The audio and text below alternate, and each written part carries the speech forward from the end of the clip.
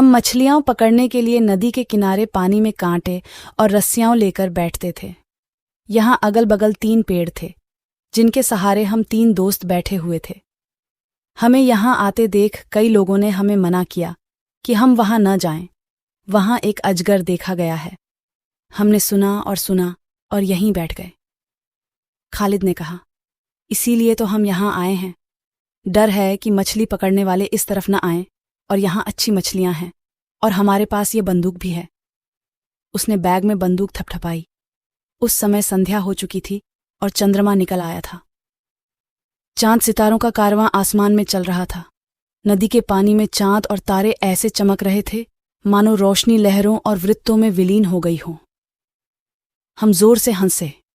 खालिद ने हमें चेतावनी दी, क्या अजद है को यहाँ बुलाने का इरादा है? हमें तुरंत गर्व हो गया। अहमद ने बंदूक में गोलियां भर दी और हम लहरों को देखते रहे और मछली का इंतजार करते रहे। थोड़ी देर बाद मेरी नाल में हलचल हुई। मैंने छड़ी को मजबूती से पकड़ा और रस्सी खींची और देखा कि वह लगभग एक फटी हुई मछली थी। उसके बाद हमने 4 मछलियां और पकड़ी। आज हमारा इरादा एक बैग भर मछली लेने का था, इसलिए हम और मछलियों का इंतजार करने लगे। चांदनी रात और ठंडी हवा के कारण हमें ऐसा लग रहा था कि हम उदासीन हैं, लेकिन अजगर के डर से हम बार बार संभल जाते। लेकिन अंततः नींद ने हमें घेर लिया और हम छड़ी पकड़कर ऊँघने लगे। आधी रात को न जाने कौन था, मेरी आंख खुल गई।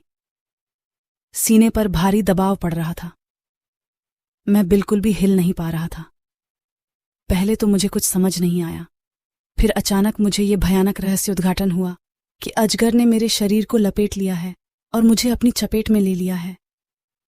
अब मेरी आंखें पूरी तरह खुल चुकी थीं। मैं ठंड को बढ़ते हुए देख सकता था। अजद है का डरावना चेहरा अपने इतने करीब देखकर मैं आसानी से अचंभित रह गया। मैं अपने हाथ पांव नहीं हिला सकता था, पलकें नहीं झपका सकता था। अजगर धीरे धीरे अपनी पकड़ मजबूत कर रहा था। शायद वह मेरा दम घोंटना चाहता था और सुरक्षित निकल जाना चाहता था। मैंने अपने दोस्तों की ओर तिरछी नजर से देखा। वो मेरी हालत से अनजान थे। मैं सोचने लगा कि दोस्तों को कैसे आकर्षित करूं, क्योंकि अगर आवाज सुनाई दी तो ड्रैगन नाराज हो जाएगा और मुझे छोड़ देगा। पल घंटों की तरह बीत रहे थे। अजगर से बचने का कोई रास्ता नहीं था। अचानक मैंने अहमद की छड़ी को हिलते हुए देखा। शायद कांटे में कोई मछली फंस गई थी।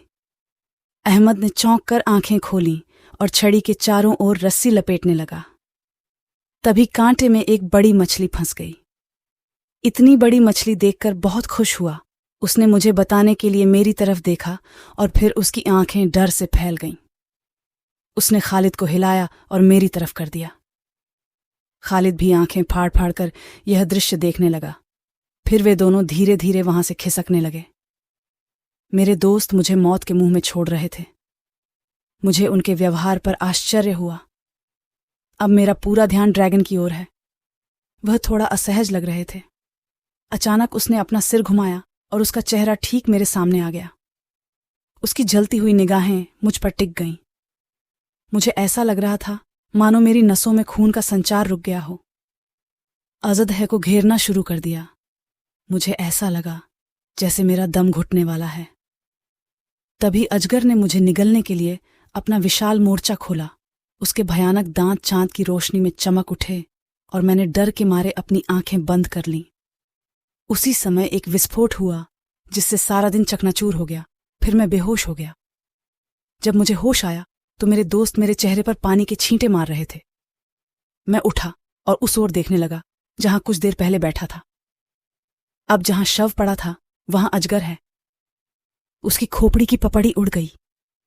दोस्तों ने कहा कि वे जानबूझकर पीछे हटे ताकि अजगर नाराज न हो जाए और मुझे नुकसान न पहुंचाए। फिर जैसे ही उसका सिर उनके निशाने पर आया, उन्होंने उसे खत्म कर दिया।